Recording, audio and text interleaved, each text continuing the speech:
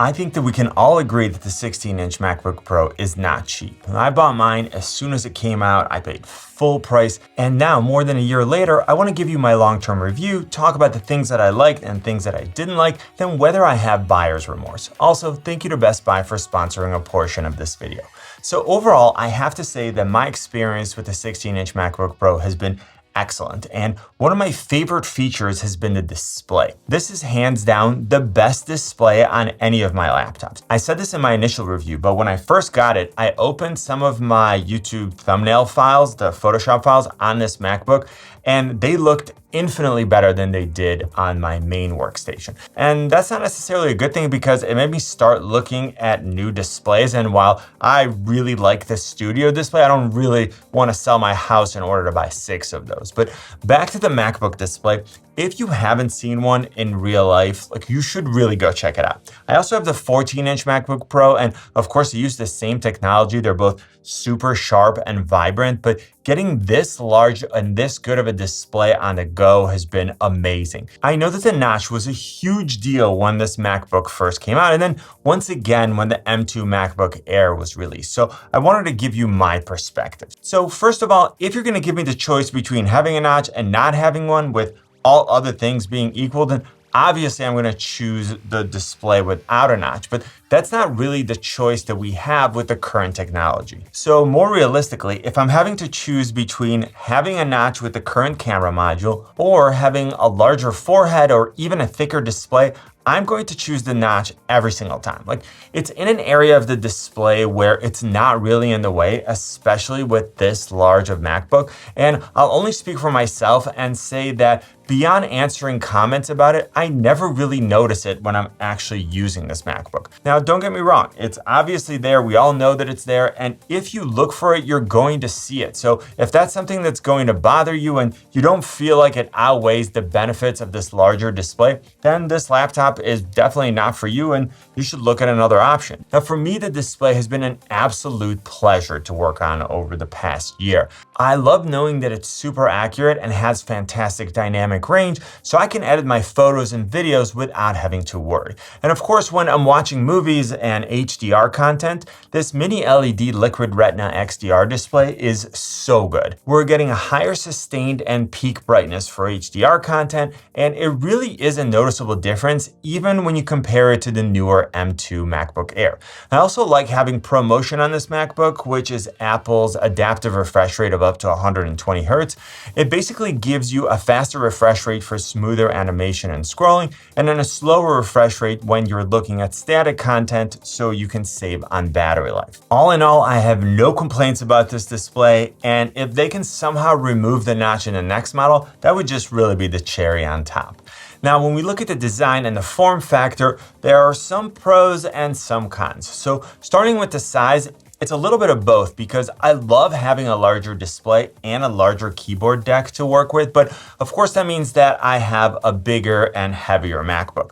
Now for me, that's a price that I'm willing to pay. So even when I travel, all my backpacks can accommodate this MacBook, and it's the one that I always bring with me. As far as the weight, when I have a backpack that's full of gear, I don't really notice the difference in weight, and I really enjoy using the larger size every time I use it. So again, it's a price that I'm willing to pay. At the same time, I totally understand if someone said, look, I hike a lot and I take my laptop with me and it's just too big and too heavy. And to those users, I would suggest they look at the 14-inch model. Now, the only time where it does feel oversized to me is on an airplane where you're sitting in those cramped seats with the tiny trays. But even with the amount of travel that I do for work, that still represents such a small percentage of the time that I use the MacBook that, again, I'm willing to make that compromise in order to have a larger MacBook the rest of the time. And if you're someone who does a lot of work on flights or in other cramped spaces, then again, I would probably look at another option. Now, as far as the keyboard and the trackpad, I'm going to keep it really, really short. It's an awesome keyboard and probably the best trackpad that I've ever used.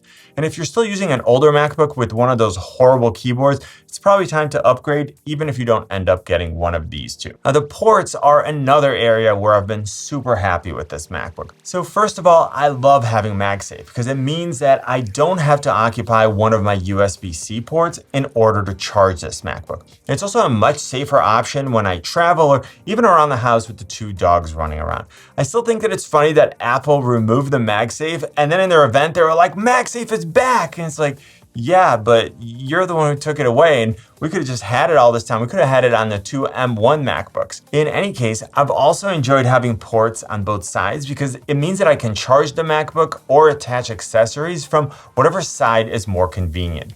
And not having to bring a hub with me everywhere I go has been absolutely awesome. I can just pop my SD card out of the camera, put it right in the computer and I'm good to go. And I also have an HDMI port if I need to connect to an external display that doesn't support USB-C. And speaking of external displays, it's great to be able to connect multiple displays. So with the M1 Pro chip, you can connect up to 2 6K displays. And with the M1 Max, you can run 3 6K displays and 1 4K display. Now, personally, that would be a reason why I would upgrade to the 14 or 16-inch MacBook Pro instead of the 13-inch M1 or M2 models. And speaking of upgrades, brings me to today's sponsor, Best Buy, and their Upgrade Plus program. Now, if you're not familiar with it, Upgrade Plus is an affordable way to get your favorite MacBook today, pay for it over time, and then upgrade to a new model after 36 months. So you can choose the right MacBook for your specific use case and add as much internal storage and unified memory as you need. It's super easy to apply to Upgrade Plus. You get a low monthly payment. Now, the exact amount depends on which MacBook and configuration that you choose.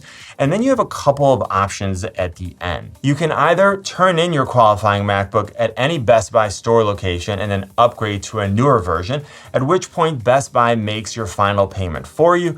If you're happy with the MacBook that you got, you can choose to keep it, or you could just turn it in and then again, Best Buy will make the final payment for you. So if you're ready to get a new MacBook today, make things easier on yourself and check out Best Buy's Upgrade Plus.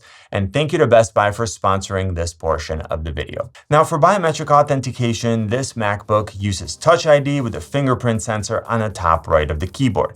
It's worked great for me. It's super reliable and accurate, but I really do wish that we had Face ID. I think that since I'm always facing the MacBook when I'm typing, it would make for such a seamless user experience, so hopefully they can make the hardware work with the next model. And speaking of hardware, the camera module on the MacBook Pro was upgraded to 1080p, and it's now a very good camera, at least for a laptop. It's obviously not as good as some dedicated webcams or a mirrorless camera, but when I'm on the go, it does a pretty good job. Now, another set of components that was definitely upgraded is the speakers.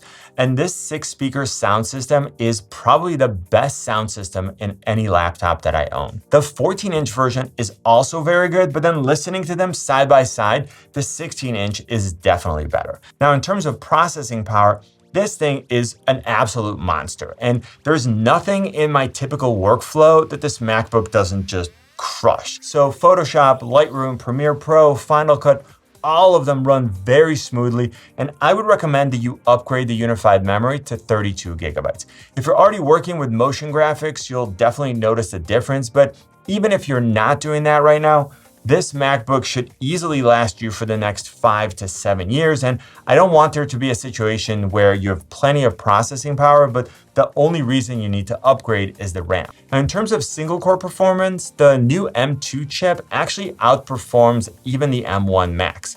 But for multi-core performance, which is more important to me, the M1 Pro and the M1 Max come out ahead. Now at this point, Apple hasn't come out with the M2 Pro and the M2 Max chips. And when they do, I'll have videos about those new MacBooks. But what I want you to think about is whether you actually need more processing power than what you can get with this MacBook, especially now that you can get it for $2,100. And with all this work going on, I have to talk about the battery life. Now, even though it's not rated as high as the 13-inch MacBook Pro, it easily gets me through a typical day of work, and it's fantastic when I travel because I don't have to constantly look for an outlet. And the efficiency of this chip is really an important factor for me because there are more powerful laptops out there, but they're heavier, they're more bulky, and they use a lot more power, they generate more heat. Now, this MacBook does have an active cooling system, but the fan turns on so infrequently, and it's virtually silent, which is definitely not true for all of my laptops. Now, if I end up not having to use it for a week or two, the standby time is outstanding, and I chose to go with the 140 watt adapter in order to get the fastest charging. Now, in terms of configuration, I tried both the base model and the fully spec'd out M1 Max with a 32 core GPU and 64 gigs of unified memory. Again, if you're planning on using your MacBook for work, do yourself a favor, bite the bullet, pay the Apple tax, and get at least 32 gigabytes of unified memory. It'll be totally worth it in the long run. And of course, users who perform GPU intensive tasks already know that they should consider upgrading the number of cores. Now, personally, I would only recommend going with 16 gigabytes of unified memory to someone who's getting this MacBook just because they want a big display. If you're getting this MacBook as sort of a luxury and you don't perform any ultra demanding tasks, so you don't need additional performance, 16 gigs of unified memory will be plenty for you. And of course, you don't need to worry about upgrading the GPU. Now, the only other consideration is whether 512 gigs of internal storage is enough for you. And that's going to come down to what you plan on storing, and whether you want to use an external SSD or cloud storage. And if you have any questions, let me know in the comments section. So do I still recommend getting this MacBook even now? Do I have any regrets? And remember that I have links in the description to all the products that I talked about. Now, I think this is an absolutely fantastic MacBook, especially now when it starts out at $400 less than when it was released. The only regret I can imagine having would be the size and the weight. And again, if you travel a ton and you're working on airplanes, trains, or in other environments where you're really tight on space, you should consider getting the smaller model. For what I do, it's a perfect fit. I would buy it again. And since most users don't need more power than this, I have no problem recommending it now. Now you should see how the iPad Pro compares with Samsung's best tablet. Click on my face to subscribe. You know what I always say, buy it nice or buy it twice. Good luck and see you soon.